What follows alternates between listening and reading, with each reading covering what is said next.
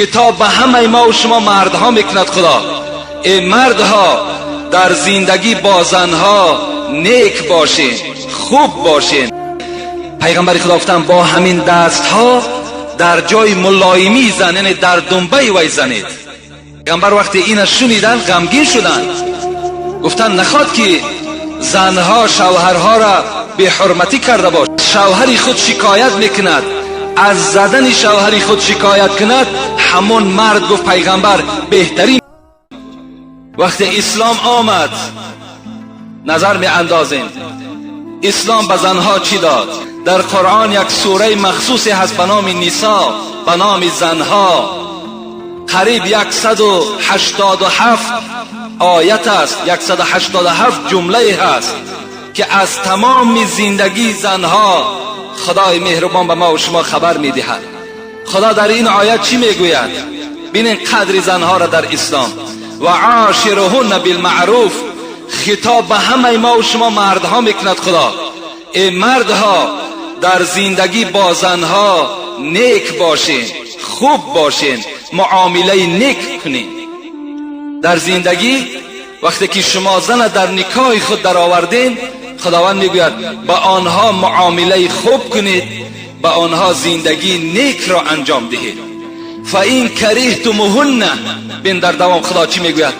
اگر مبادایی که شما این زنها را دوست نداشتید، این زنها وقتی که برای شما پسند نباشد، ممکن از روی جمال، ممکن از روی خصلت، ممکن از روی رفتار اگر به شما معقول نباشند، فعسى ان تکرهوا شیئا و یجعل الله فیه خیرا کثیرا.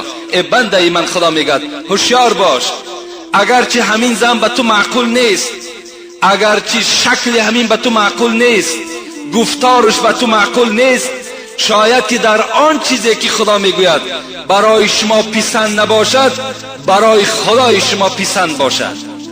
شاید که همین زنی که خوب صورت نیست، خوب رفتار نیست، شاید که همین زن برای شما فرزندهای بهترین تولد کند. شاید که تو این طلاق دهی، تو این از نزد خود دور کنی، یک زنی زیبا صورت بیاری، یک زنی زیبا رفتار بیاری، لکن ممکن که مثل این خدا میگوید با تو فرزندهای خوب تولد نکند. در آن چیزی که شما بد میبینین، شاید خدای شما و نقص بیند.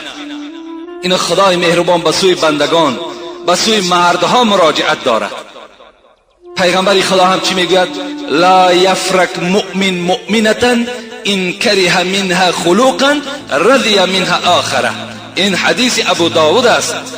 پیغمبر خدا گفتند ای مردها، وقتی که از زنها شما اگر گفتار ناخوب میشنوین، یا در معامله زندگیتون جنجال میکنین، یا اینکه یگان دشنام برای تو میدهد، یا اینکه از خانه قهر کرده میرود، لا یفرق، پیغمبر گفتند تو غمگین نشو، تو خشمگین نشو، در طلاق کردن شتاب نکن، رضی منها آخر، شاید که فعل دیگری زن تو را راضی کند. شاید که وی قهر کرد رفت، باز شما می توانین با طریق مصلحت، با طریق نصیحت او را به خانه خود بیارید و بعد این مصلحت ها و بعد این نصیحت ها باز فعل های پیدا کند که از این فعل هاش شما راضی شوید. این از توصیه خداوند، این از توصیه اسلام، این از توصیه پیغمبری خدا. حتی خداوند در سوره بقره به ما و شما میگه هن لباس لکم و انتم لباس لهن. من قدر زنها را بینین. خدا میگوید ای مردها آگاه باشین که زنها لباسی شما هستند و انتم لباس لهن، و شما لباس اونها هستید. چگونه که لباس به انسان یک آمیزش دارد، چگونه که مرد به لباس پیوستگی دارد، خدا میگوید که انا همین زنها لباس شما هستند و شما باشید لباس زنها هستید. این از قدر زن در اسلام. و اخذنا منکم میثاقا غلیظا، سوره نساء میگوید و صاحب بالجنب، خدا میگوید با جنب خود، یعنی در پهلوی خود بودگی زن، مقصد از این زن است، با زنهای خود نیکویی کنید. سپارش های خداوند برای مردها این است که با زنها دغلانه زندگی نکنید، با زنها دغلانه رفتار نکنید، زنها را زیر لت و قب قرار ندهید، بلکه با آنها زندگی خوشبختانه را از سر گذرانید، آنها را دوست دارید، آنها را نوازش کنید. پیغمبر خدا میگوید بین دوره جاهلیت دخترها را زنده به زنده در گور می انداختند. وقتی پیغمبر خدا به دنیا آمدن چی گفتند؟ من کانت له انثى، اگر کدام مرد یا کدام زن صاحب دختر می شود، یعنی در خانه خبر میتن که ای فلانی آگاه باش که امروز زنی تو دختر تولد کرد، در این شنیدن دختر باید که مادر و پدر چنان خرسند شوند، زیرا که این بهترین نعمت از خدا در قرآن میگوید. بهترین نعمت بودن فرزند، چی فرزند دختر باشد چی بچه باشد، شما از مردم بی فرزند میفهمید. مرد و زنی که فرزند ندارند برای به دست آوردن فرزند تمام طبیب های روی دنیا را دور گشتند، با تمام مملکت ها قدم زدند تا که اونها فرزند بیابند. شما قدر این دختر و این بچه را از اونها پرسین، اونها برای شما بیان میکنند. با شنیدن دختر چگونه ای که امروز بعضی از جوانهای ما و شما غمگین میشوند. به خدا قسم تو در نزد خدا بدبخت میشوی، تو گناهگار میشوی. این نعمتی هست که خدا بهر تو داده است. پیغمبر گوش انداز چی میگوید؟ من کان له انثى، اگر کدام مردی که صاحب دختر شد فلم یعدها ولم یهنها ولم یؤثر ولده علیها ادخله الله الجنه. بین این بشارت پیغمبر خداست. کدام مردی که صاحب دختر می شود و این دختر را پیغمبر خدا گفت زنده به زنده برده در گور نمی کند، یا این از روی که ننگ باشد عار باشد وی را به هلاکت نرساند، ولم یهنها، یا این که این دختر را در خانه تحقیر نکند، دائم لط و کوب نکند، ولم یؤثر ولده علیها. پیغمبر میگوید اگر بچه را از دخترش بالاتر نشمارد ادخله الله الجنه، قسم به عظمتی خداوند که این مرد و این زن وارد جنت میشوند. در خانه اگر دختری تو برابری بچه تو اگر قدر داشته باشد، در بعضی خاندان دختر از بچه قدرش پست است. پیغمبر خدا گفت که اگر قدری وی در خانه ای که پست نباشد و وی را زنده به زنده گور نکنند، وی را در خانه تحقیر نکنند، این مرد و این زن وارد جنت می شوند. در دیگر حدیث پیغمبر خدا می گوید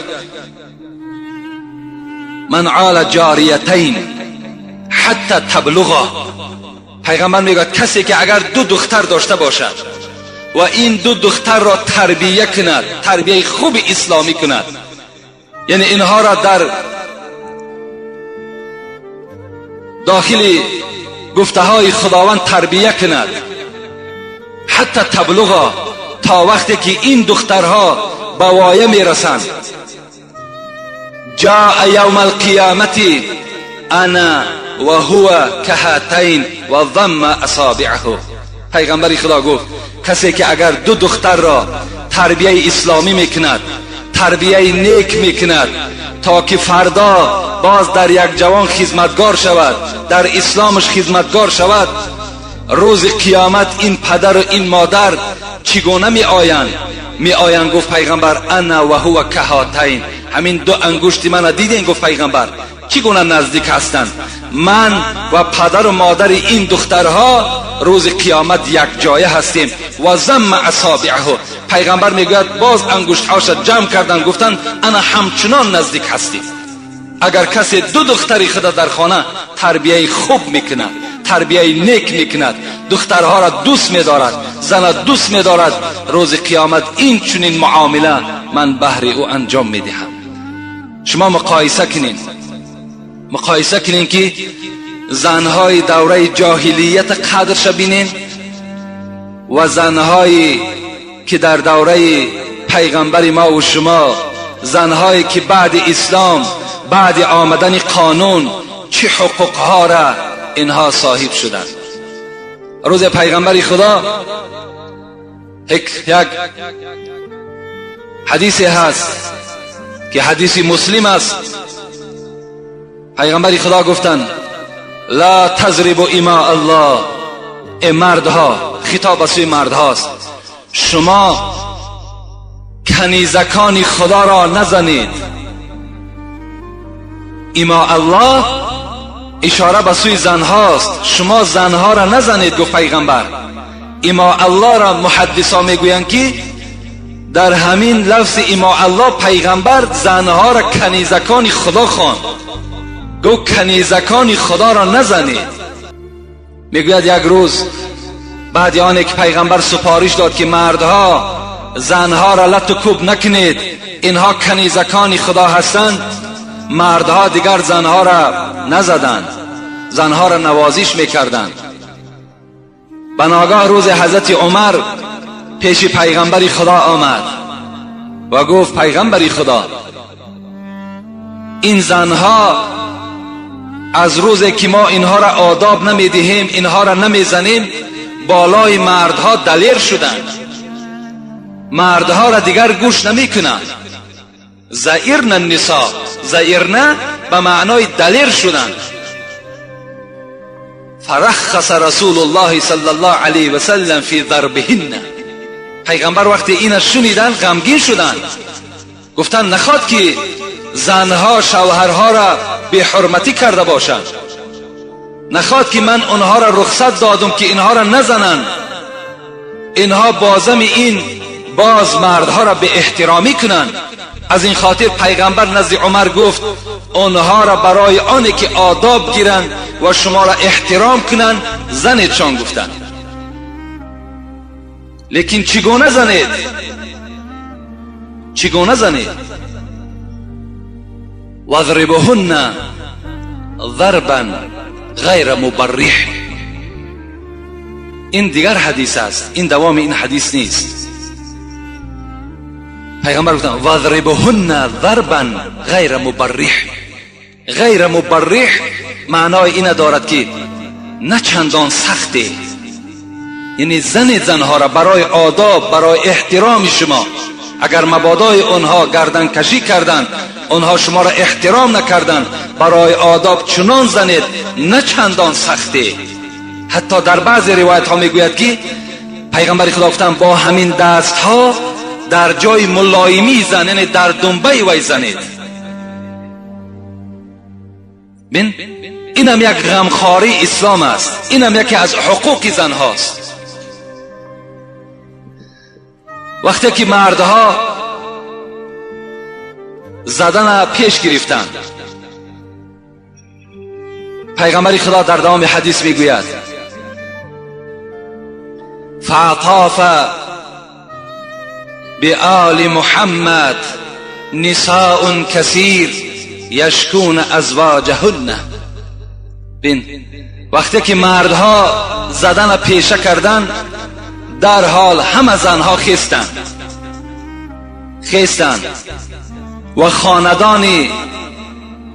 به خاندان پیغمبر آمدند، به خاندان زنهای پیغمبر آمدند. میگوید نساء کثیر، زنهای بسیار جمع شدند.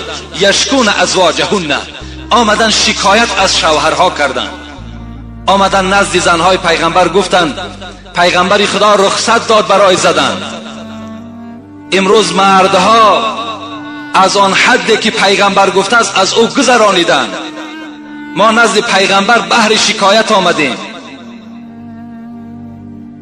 وقتی زنهای پیغمبر این شکایت زنها را به گوش پیغمبر رسانیدند، پیغمبر خدا چی گفتند؟ فقط اطاف بآل بیت محمد نساء کثیر یشکون ازواجهن لیس اولئک بخیارکم. بین پیغمبر خدا چی گفتند؟ گفتند من گوش به آواز شدم، من درکدار شدم. ای مردها، با مردها را جمع کرد پیغمبر. ای مردها گفت زنهای امت اسلام شکایت دارند که شما اونها را میزنید، از حد مقرر شده گذرانیدید. آنها تا حد آمدن که بر من شکایت کردند و گفتند پیغمبر اولئک لیس بخیارکم، کدام زنی که از شوهر خود شکایت میکند، از زدن شوهر خود شکایت کند، همون مرد گفت پیغمبر بهترین شما به حساب نمی رود. اون مرد را گفت من مرد اساسی نمی شمارم وقتی که زنی او از زدن شوهر شکایت کند. این معنای چی را دارد؟ معنای او را دارد که حقوق زنها در اسلام چی بلندی هست. پیغمبر میگوید خیرکم خیرکم لاهلی و انا خیرکم لاهلی. ای جوانهای عزیز، پیغمبر میگوید ای مردهای عزیز، پیغمبر به ما و شما مراجعت دارد. خیرکم خیرکم لاهلی، بهترین شما کسی هست که با زنهای خود معامله نیک دارد. و انا خیرکم لاهلی، من با زنهای خود معامله خوب دارم. زنهای من از من راضی هستند، زنهای من دوست می‌دارند. باید شما هم گفت پیغمبر کار کنید که بهترین مرد باشید، با زنهای خود معامله خوب داشته باشید. این است حقوق زنها.